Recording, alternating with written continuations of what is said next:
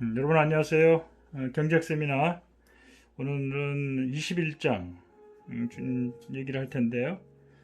이제 그 정부의 어떤 그 복지 정책에 관련해서 시장 자유주의자들의 논리를 팩트에 근거해서 비판하고 있는 장화준 교수의 주장하고, 그에 반해서 이제 시장자유주의자 입장에서 장하준의 주장을 또 다시 재반론하는 송행강의 이야기로 진행을 하도록 하겠습니다.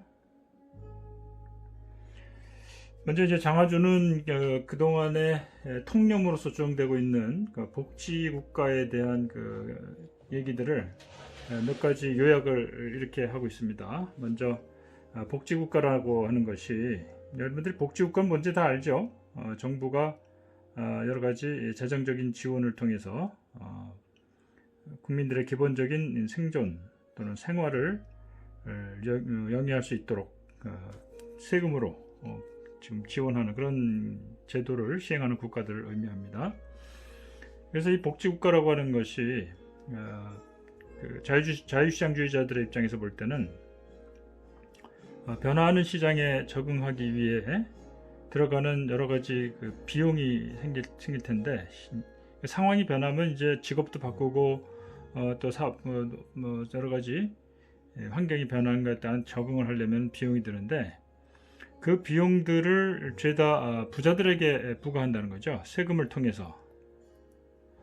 그렇게 함으로써 보다 편안한 삶을 누리려고 하는 빈자들의, 가난한 사람들이 그렇게 하도록 요구해서 만들어진 거다. 기본적으로 보는 시각이 이거예요. 가난한 사람들이 그냥 열심히 일 안 하면서, 그러면서도 편안한 삶을 누리기 위해서 필요한 비용들을 열심히 일해서 돈을 많이 버는 부자들의 세금으로 충당하는 것 아니냐라는 의심의 눈초리로 보는 것이죠. 결국 이렇게 되면은 이런 복지 정책에 돈이 많이 들 텐데요. 그 돈을 부자들에게서 세금으로 걷어서 확충하니까 가난한 사람들은 더욱 일을 굳이 안 해도 나라에서 다 부자들한테 걷은 세금으로 해주니까 일을 할 필요 없으니까 더 게을러질 것이고, 부자들은 돈을 열심히 일해봐야 그 상당수 부분을 세금으로 내야 되니까 열심히 일하려는 의욕을 잃게 된다. 결과적으로 경제가 활력을 잃는다. 결국 경제가 활력을 잃으면 모두가 손해다라는 의미로, 그런 논리로 복지정책에 반대하는 것이죠. 그러면서 이제 예를 들 때 공산주의가 망했잖아요. 실패한 공산주의를 봐라. 거긴 정부가 모든 걸 나서서 평등하게 골고루 나눠주는 그런 정책을 하다 보니까 망했다. 그 외에도 복지정책을 강화하고 있는 유럽 경제를 봐라. 경제가 활력을 잃고 있지 않느냐.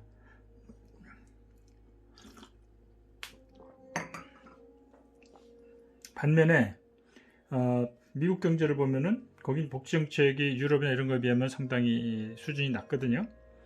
그렇지만은 미국은 경제가 활력이 넘치지 않느냐, 이런 얘기를 합니다. 자, 그러면 이런 주장들이 과연 사실인가? 팩트 체크를 한번 해보자는 거죠.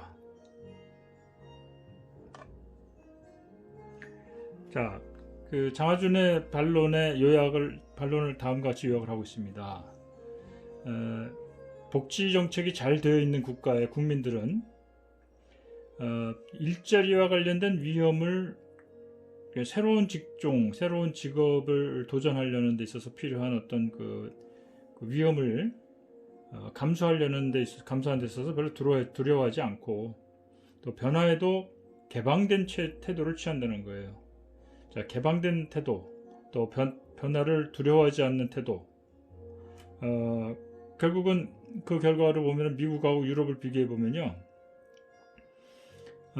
미국에 비해서 유럽 쪽에서는 보호무역에 대한 요구가 훨씬 덜하다는 거예요.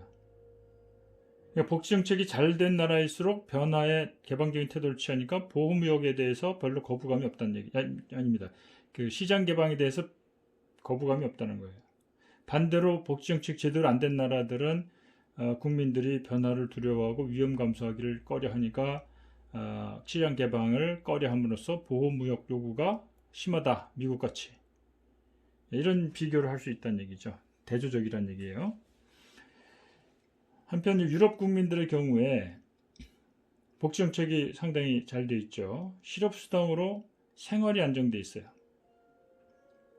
즉 일자리를 잃어도 정부에서 전 직장에서 일하던 급여의 80%를 지급을 하니까요. 자, 생활이 안정이 되고 또 그 외에도 직장을 새로 구하는 데서 필요한 재교육을 정부가 보조금으로 지원을 해줍니다.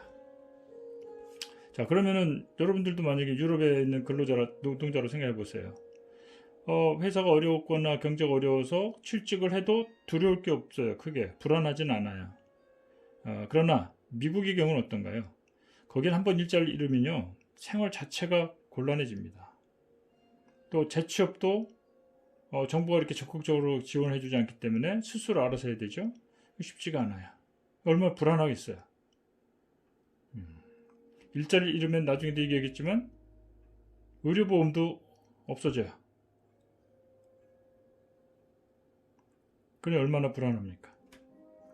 자, 노르웨이, 스페인, 핀란드 같은 북유럽 국가들, 이런 복지정책이 잘 갖춰진 이런 나라들은 미국 경제가 아주 잘 나간다고 했던 1990년대 그 이후에도 미국 못지않게 빠른 경제성장을 보이고 있습니다.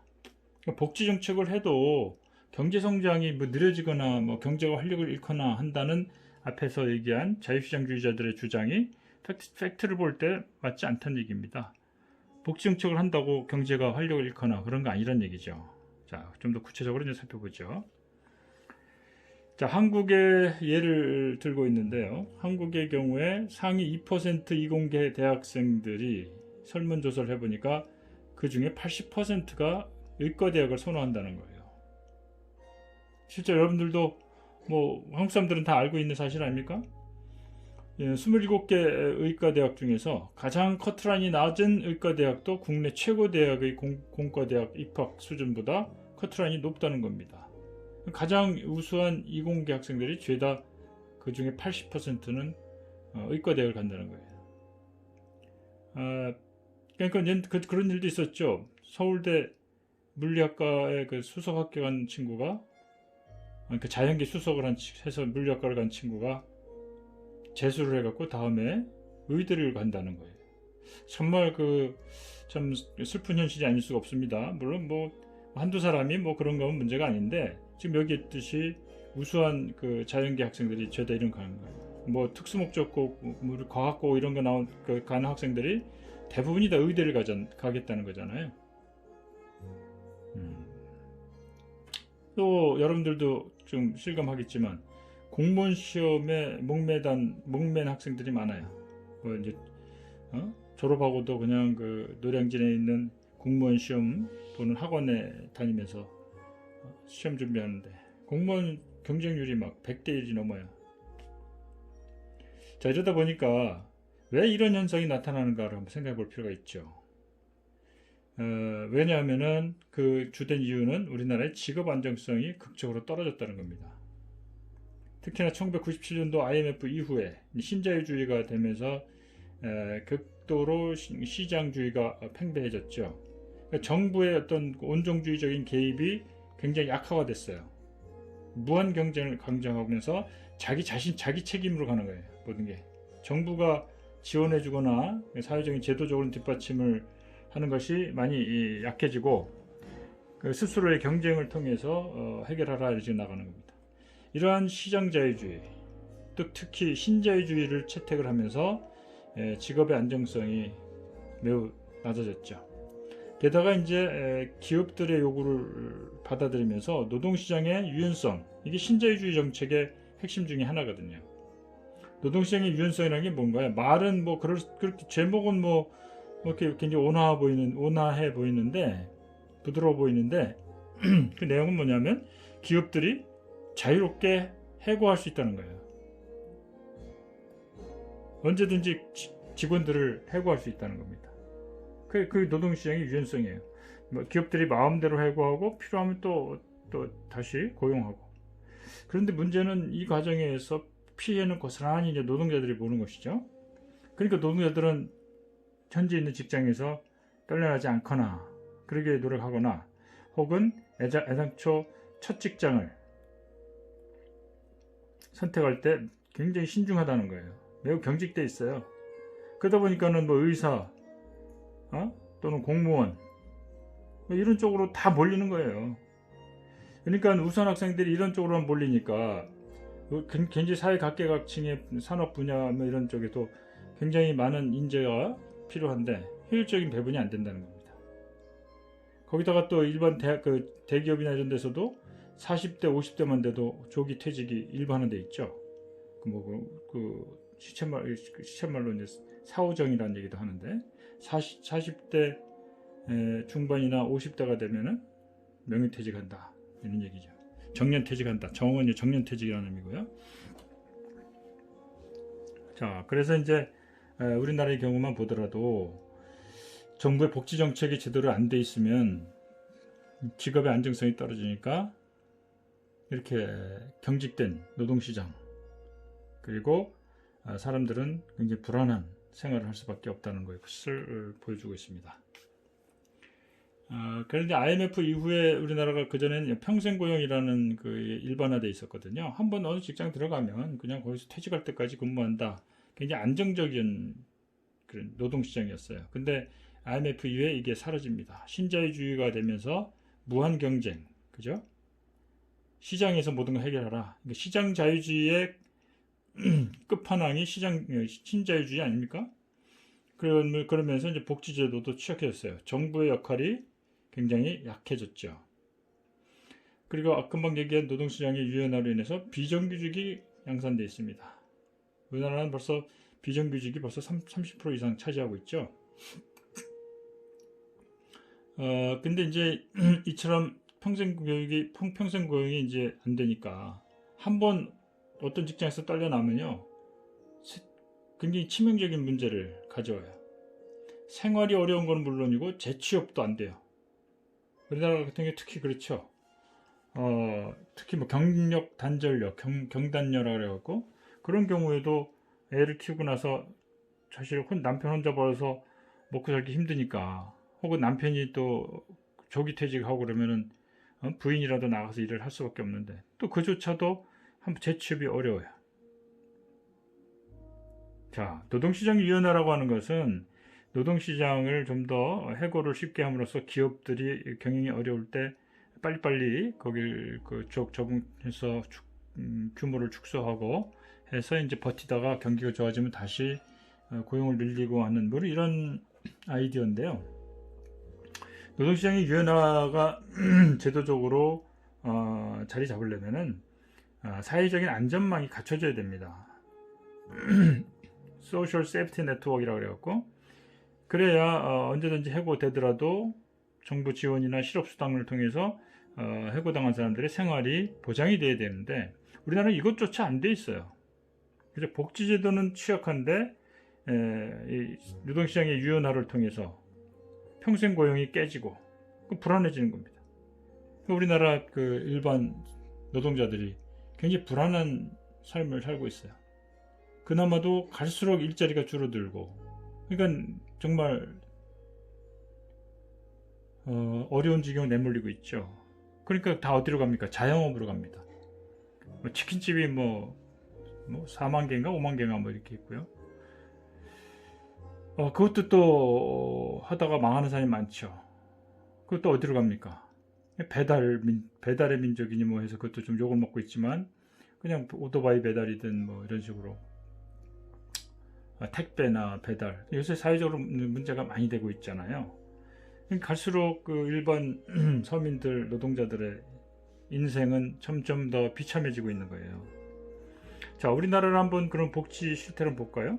실태라기보다는 우리나라 얼마 정도 복지 제도가 되고 있는가를 단적으로 보여주는 게 바로 얼마큼 거기에 지출이 이루어지는 거 보는 거죠. GDP 대비 공공사회에 대한 지출이 선진국에서 가장 낮습니다. 2003년도 데이터를 보면 OECD 평균 20.7%인데 한국 5.3%예요. 4분의 1 정도밖에 안 된다는 거예요. 절반도 아니고 4분의 1이지. 자, 그러면 지금은 좀 나아졌나요?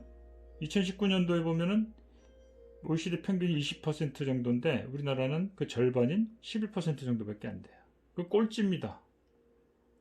자, 그런데도 복지에 대한 지출을 늘리고 복지 형태를 좀 확대하려고 그러면은 난리가 나죠. 그 보수 야당 쪽에서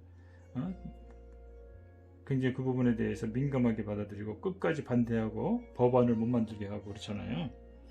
자, 이런 부분들을 우리가 잘 한번 살펴볼 필요가 있습니다. 우리가 이런 복지 면에서는 이런 상황이 있습니다. 이러다 보니까 우수한 청년들, 학생들 대다수가 철밥통, 그죠? 흔히 말하는 철밥통, 공무원 같은 철밥통이나 또는 아주 자기 자격증을 이용해서 평생 스스로 먹고 살 수 있는 그런 쪽으로만 몰린다는 거예요. 안정적인 직업에 매달려서 인적 자원이 효율적으로 배분되지 못하는 결과를 가져오는 겁니다. 자, 한마디로 말해서 그 원인이 뭐예요? 한마디로 말해서 고용불안, 그리고 사회적 안전망이 없다는 거, 이런 것들이 금방 얘기한 인적 자원의 효율적 배분이 잘 안 되는 원인이라고 할 수 있습니다. 자, 그럼에도 불구하고 자유시장 경제학자들은 여전히 자신들의 주장을 굽히지 않습니다. 어떤 얘기를 하는지 한번 볼까요? 오히려 지금 해고를 어렵게 하는 노동시장에 대한 규제가 문제다. 해고를 어렵게, 그러니까 노동시장의 유연화를 주장하는 사람들인데 여전히 해고를 어렵게 하는 노동시장의 규제가 문제다. 그 이유는 노동시장을 규제함으로써 경제를 비효율적이게 하고 경제활력을 떨어뜨린다. 노동자들의 근로의욕을 악화시킨다. 참 이 말이 왜 이런 주장을 하는지 모르겠어요. 노동시장을 규제한다는 얘기, 이제 아마 그런 걸 거예요. 노동자들의 근로시간을 제약을 한다든가, 일을 못하게 한다든가, 노동자들의 어떤 생활권을 보장해주기 위한 그런 규제를 의미하는 거겠죠. 그게 왜 근로의욕을 악화시킨다는 거죠. 그런 식으로 어떤 설명을 하고 있어요. 그러다 보니까 또 고용주들은 신규 고용을 꺼려한다는 겁니다. 왜? 해고가 쉽지 않으니까 그렇다는 얘기예요. 결국은 고용주들이 그런 의미에서 부의 창출을 좀 효율적으로 못한다. 그런 얘기들을 하고 있는 겁니다. 또한 실업수당이나 의료혜택, 무상교육, 저소득층 지원, 이런 것들을 쭉 일종의 복지정책들의 중요한 예들인데요. 이런 것들은 결국 정부가 모든 사람을 실업자로서 인정을 해서 고용을 해주고 거기서 이제 수당을 주는 거죠. 그리고 최저임금까지도 지불해 주겠다는 거 아니냐. 그거 다 세금으로, 그죠? 부자들의 세금 가지고 모든 가난한 사람들을 정부가 실업수당 주고, 이게 월급식이죠. 실업수당 주고, 의료도 공짜로 해주고, 교육도 무상 공짜로 해주고, 또 생활비도 지원해주고, 이런 것들. 자, 이런 식의 시각을 가지고 있다는 겁니다. 이래 되면 결국 사람들은 일을 안 해도 정부가 해주니까 일을 하려는 생각을 안 가진다, 이런 얘기예요. 근로 인센티브를 상실한다, 이런 얘기를 합니다. 결국은 결과적으로 경제를 활력을 떨어뜨리고 근로자들은 노동에 일하려는 의욕을 잃게 하고 부자들은 열심히 일하려는 의욕을 잃게 하고 경제 활력이 떨어진다는 얘기입니다. 부자들도 부자 증세로 인해서 돈을 벌려는 동기를 상실한다. 1970년대 이제 영국병 얘기를 들어요. 복지가 많이 확대됐다가 영국이 그때 경제가 굉장히 어려워졌거든요. 경쟁력을 잃고, 이때 이거를 1990년대의 마가렛 대처 수상이죠. 철의 여인 이래가지고 이걸 극복했다고 주장합니다. 근데 이것도 과연 사실인가 이거죠. 팩트를 보자 이거예요. 사실 이 말이 맞다면, 자유시장 경제학자들이 주장하는 바가 맞다면, 복지국가를 하면 정부가 지출을 많이 하고 여러 가지 노동의 의욕도 떨어지고 부자들도 열심히 일하려는 의욕이 떨어지면서 경제 활력이 떨어진다 그랬잖아요.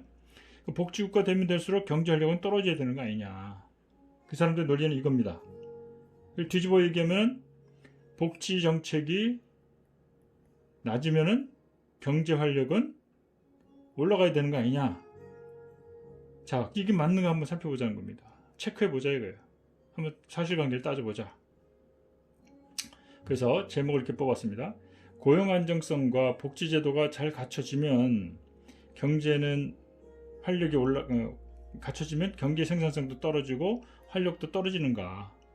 이게 자유시장주의자들의 논리 아닙니까? 한번 보자고요. 자, 유럽의 경우에 유럽에 있는 그 기업들은 수익 경쟁에 밀려서 노동자가 해고. 자, 수익 경쟁에 밀린다는 건 뭐예요? 외국에 더 품질 좋고 값싼 물건이 들어오면은 그 기존에 거기에 대한 경쟁 상태에 있던 분야가 이제 위축이 되고 노동자들이 해고당하고 그럴 수 있잖아요. 그래서 노동자가 해고가 되더라도 의료 무료죠. 주택 정부가 아주 저렴한 가격으로 공급을 다 해줍니다. 또 그 직전 직장의 월급의 80%의 실업급여가 나가요. 또 새로 그 기존에 있던 경쟁력이 떨어진 분야에서 새롭게 전망이 좋은 직업 쪽으로 이직을 하려면 교육훈련이 필요하죠. 정부가 직업을 교육시켜주는 역할을 또 해주고요. 또 구직에 관련된 서비스를 받도록 이런 시스템이 잘 갖춰져 있어요.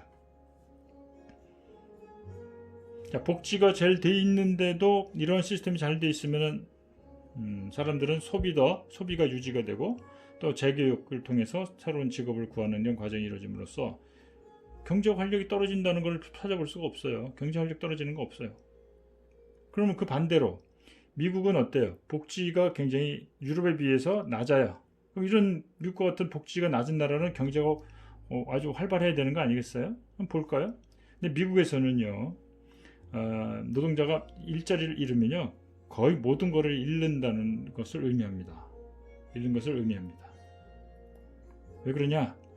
일단 실업이 되면요, 실업자 보험 자격도 매우 까다로워요. 어떤 직장에 다녔냐, 얼마나 다녔냐, 무슨 일을 했냐, 이런 것에 의해서 굉장히 까다롭고요. 기간도 뭐 일정 시간으로 정해서 그 이상 지나면 이제 안 나와요. 기간이 짧아요.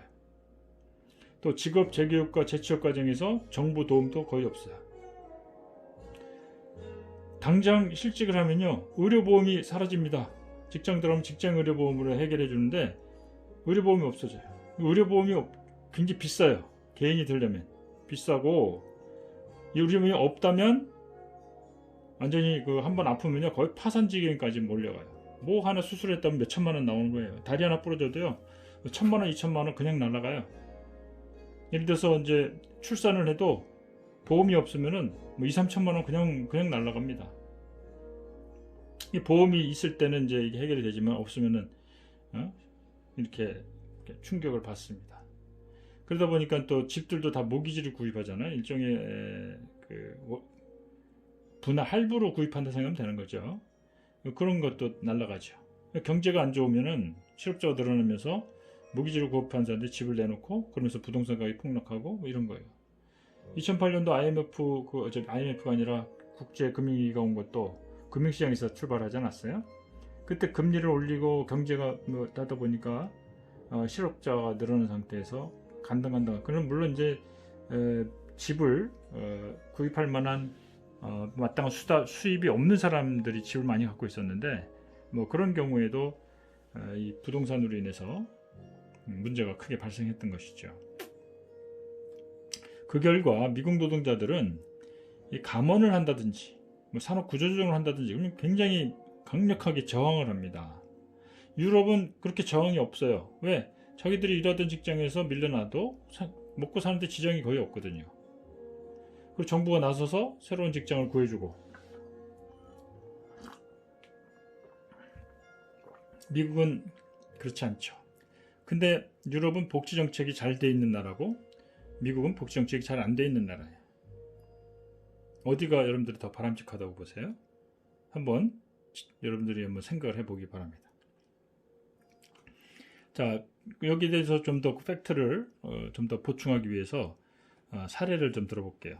역상황이라 그런 겁니다. 복지가 안 돼 있으면 경제가 잘 나가야 되는지 과연 그런가? 자, 우리나라 경우에 IMF 이후에 고용이 불안해지고 또 복지도 제대로 안 돼 있었어요. 그러니까 젊은이들이 전부 다 안정적인 직업을 선호하는 그런 보수적인 직업 선택을 합니다. 그러니까 이 결과 인재가 적절하게 효율적으로 배분되지 못하니까 그 경제 효율성이나 역동성이 다 나빠지는 이런 악순환을 겪게 됩니다. 자, 복지가 안 좋은 미국을 또 한번 예를 들어볼까요? 미국은 복지제도가 취약해요. 그러다 보니까 유럽 국가들에 비해서 보호무역주의가 더 강합니다. 이런 것들을 볼 때 복지가 복지 정책이 잘 돼 있으면 경제 활력이 떨어지고 뭐 나쁘다는 주장들을 하는데 오히려 복지 정책가 안 되어 있을 때 이런 부작용이 더 크다는 거예요. 그래서 한국에서 첫 직장을 선택할 때 혹은 미국 노동자들이 이직을 할 때 굉장히 경직돼 있어요. 보수적이고. 반면에 고용이 안정되거나 복지가 잘 갖춰져 있으면 좀 저항도 덜하고 변화에 좀 더 개방적이고 뭐 이런 것들을 우리가 살펴볼 수가 있다는 겁니다. 자, 그러면 이제 이런 노동자들에 대한 복지 정책이 과연 어떤 의미를 가지는가 좀 더 구체적으로 살펴봅시다. 복지 제도는 노동자에게 있어서는 파산법이나 다름없다. 파산법이 뭐죠? 우리 전에 파산법에 대해서 한번 그 주제를 뭐 설명하면서 얘기를 한 것 같은데요. 기업들의 경우에요. 한번 부도가 날 수가 있어요. 부도 났다고 완전히 끝나버린다. 그러면 좀 그 능력 있는 그 잠재력이 있는 기업인들이 매장이 돼 버리잖아요. 그런데 이제 부도가 나더라도 재기할 수 있는 그런 제도가 갖춰져 있다면 그 한번 부도가 나 보면은 왜 부도 났는가의 뼈저린 경험을 통해서 다음에는 그런 또 실패를 반복하지 않는 그런 경험 노하우가 생기잖아요. 그래서 이제 기업들에게 제2의 기회를 보장해주는 그런 파산법이 도입이 된 겁니다. 근데 만약에 이런 게 보장이 안 된 그런 나라에서는요, 기업들이 위험을 감수하는 자체를 극도로 꺼려요. 좋은 투자 아이디어가 있고 뭔가 시도해 볼 만한 것이 기회가 와도 꺼리는 거예요. 미국의 경우에 챕터 11이라는 파산법이 있어요. 기업가들을 6개월간은 보호를 해줍니다. 구체적인 내용은 지금 여기 설명할 적이 없고요. 이게 언제부터 시작됐냐면 1849년, 이미 꽤 오래전이죠. 영국에서부터 파산법이 도입이 됩니다. 파산 후에 구조조정 조치를 취하면요, 채권자로부터 일단 보호를 받고요, 법원이 또 나서서 채무 삭감을 합니다.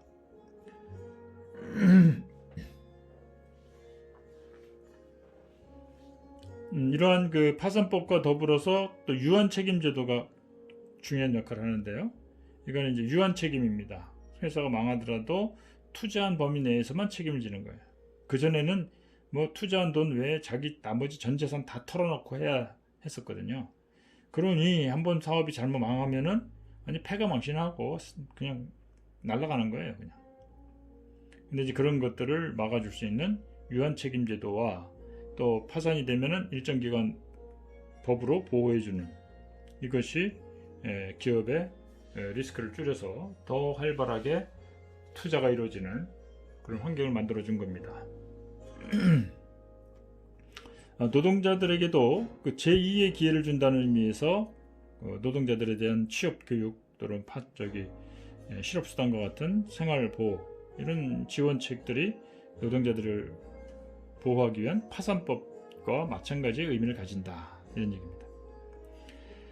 파산법이 기업가들로 하여금 위험을 더 적극적으로 감수할 수 있도록 해주는 것처럼 이런 복지 정책들은 노동자들이 산업 구조의 변화라든지 개방이라든지 무역 개방이라든지 이런 부분에 좀 더 개방적이고 그에 따른 위험을 기꺼이 감수하는 자세를 갖지 합니다. 그리고 파산법이 기업으로 하여금 위험을 더 적극적으로 감수하게 해주듯이 직업을 선택하는 데서, 첫 직업을 선택하는 데서도 더 대담할 수 있다. 우리나라도 만약에 이러한 그 보호 정책이 잘 돼 있다면 모든 사람이 다 철법통에 매달리겠어요? 조금 뭐 불안정하거나 불확실해 보여도 미래 전망이 훨씬 밝은 그런 분야에 자꾸 뛰어들 수 있다는 거예요. 그것도 만약에 뭐 안 좋아갖고 그쪽 분야에서 실직을 당한다 하더라도 이러한 보호 장치가 되어 있으면 또 금방 재기해서 또 다른 직업을 또 선택할 수 있고요. 그런 거 아니겠어요? 이렇게 선순환이 되도록 해줄 수 있다는 겁니다. 자, 또 팩트 체크 들어가 볼까요? 큰 정부를 가진 나라들이 더 빨리 성장할 수 있다. 큰 정부.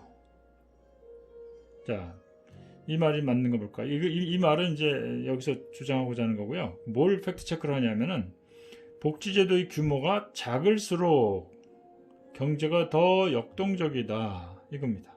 이게 맞는 말일까? 뭐 체크해 보자고요. 자, GDP 대비 공공지출 비중. 이 복지정책, 이게 크면 복지정책이 강한 거죠. 경제 성장률을 본 겁니다. 자, 미국의 경우에 공공지출 비중은 13.3%로 다른 유럽 국가들에 비해서 월등히 낮았어요. 복지 정책이 낮으면 경제가 더 활성화돼야 되는 거 아니에요. 자유시장 규제들의 논리에 의하면 복지비를 많이 지출하면 경제 활력이 떨어지니까 경제 성장률이 낮아야 되는 거 아니겠어요? 그 사람들의 주장에 의하면. 그러나 실제로 보면 미국의 성장률은 1.9%, 여기 50년대부터 80년대 중반까지죠. 반면에 유럽 국가들은 미국보다도 훨씬 더 높은 성장률을 보입니다.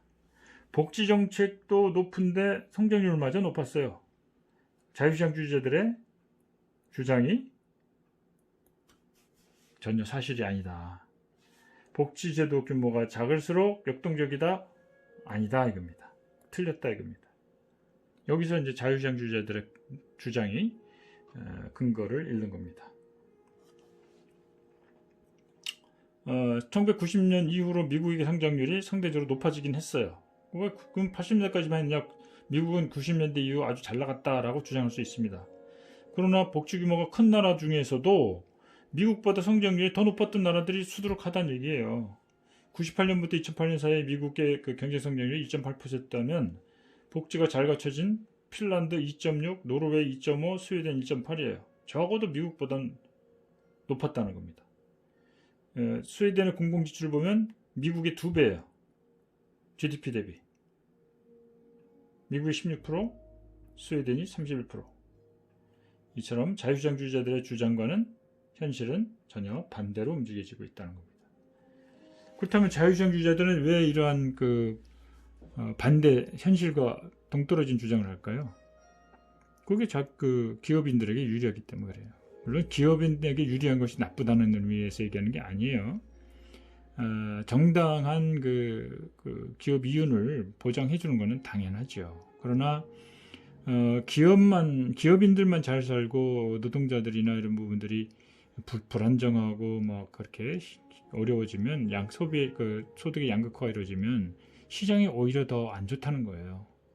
부자들이 세금을 내는 거를 자기들의 당장 현금을 좀 뺏기는 느낌이 들더라도 그것이 결국은 대부분의 노동자들에게 유익하게 사용됨으로써 시장이 더 활성화되고 경제가 활성화됨으로써 결국은 기업에게도 도움이 되는 그런 선순환이 된다는 것을 알아야 되는데 이 자유시장주의자들, 자유시장 경제학자들, 그죠? 이런 사람들이 자꾸 이런 부정적인 쪽으로 주장을 함으로써 세금을 더 내기 싫어하는 기업이나 부자들의 입장에 서서 이런 주장을 하고 있는 게 좀 안타깝기도 합니다. 자, 이번 파일을 여기까지 하고요. 다시 바꿔서 설명을 이어나가도록 할게요. 잠시 휴식을 가지고 다시 수업하도록